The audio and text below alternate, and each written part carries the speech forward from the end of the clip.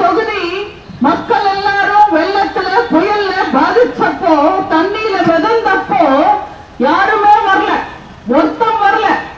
ஆனா தேர்தல் வந்த உடனே செங்கோட்டையில இருந்து ஓடி வர்றாரு மோடி, சென்ட் ஜார்ஜ் கோட்டையில இருந்து ஓடி வர்றாரு ஸ்டாலின். இவங்க வர்றது பத்தாதுன்னு திமுக காரங்க எங்க பார்த்தாலும் வராங்க. இட்லி விற்க வராங்க, இடியாப்பம் விற்க வராங்க, மீனாய வராங்க, கறிவிட்ட வராங்க, குப்பால வராங்க, காய்கறி விற்க வராங்க. இந்த திமுக காரங்க சும்மா கூட வர்றதில்ல. ஒரு நாள் பாய் வேஷம், ஒரு நாள் பாதர் வேஷம், ஒரு நாள் ஆட்டோக்காரன் வேஷம், ஒரு நாள் ரிக்ஷாக்காரன் வேஷம், பொம்பளை வேஷம் மட்டும்தான் போடல. நீங்க கண்டிப்பா ஓட்டு போடுவீங்கன்னு தெரிஞ்சா ஸ்டாலின் பொம்பளை வேஷம் போட்டாலும் போடுவாரு.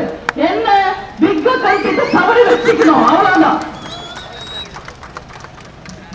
காலையிலேயே குடுகுடுப்புக்காரன் வர்ற மாதிரி வந்துடுறாங்க திமுக காரங்க ஓட்டு கேட்டு. அதே புயல் வந்தப்போ வெள்ளம் வந்தப்போ நீங்க தண்ணியில மிதந்தப்போ யாராவது வந்தாங்களா? எவ்வளவு திமிரா பேசினாங்க. வண்டி விட்டு கீழே இறங்கி பதில் சொல்லாம மக்களை மதிக்காம அப்படியே போனாங்க.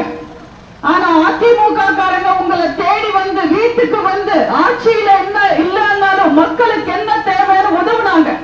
இந்த பக்கம் அப்போ ராயபுரம் பகுதியில எல்லாம் வந்து அமைச்சரும் நம்ம மாவட்ட செயலாளர்களும் போய் மக்களை பார்க்கும்போது மக்கள் சொன்னாங்க, தப்பு செஞ்சிட்டோயா, திமுக ஓட்டு போட்டுட்டோம், அவங்களோட விளம்பரத்தையும் பொய்யான வாக்குறுதிகளையும் நம்பி அடுத்த முறை அம்மாவோட ஆட்சி அதிமுக ஆட்சி என்றது போன வெள்ளம் போன மழை சமயத்துல அவங்க எல்லாம் சொல்லிட்டாங்க.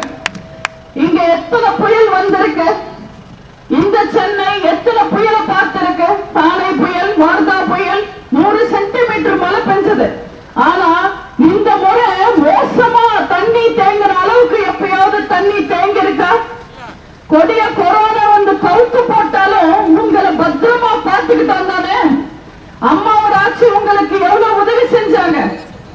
பிரச்சனைன்னு வந்தா விட்டுட்டு போறதுக்கு நாங்க கருணாநிதி கோ கிடையாது.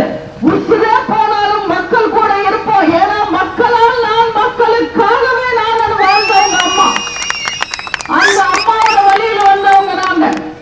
3 வருஷம் திமுக ஆட்சி காலத்துல மக்களுக்கு எதுவுமே செய்யாம, மக்களுக்கு நல்லாட்சி கொடுக்க தேவையில்லை, ஒரு 4 விளம்பரம் கொடுத்தா போதும், 4 பொய்யான வாக்குறுதிகளை கொடுத்தா போதும்னு நம்பி தேர்தல்ல வந்து நிக்கிறாங்க திமுக.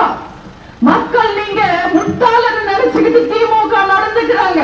மக்கள் நீங்க நிரூபிக்கணும் இந்த தேர்தல்ல மக்கள் முட்டாள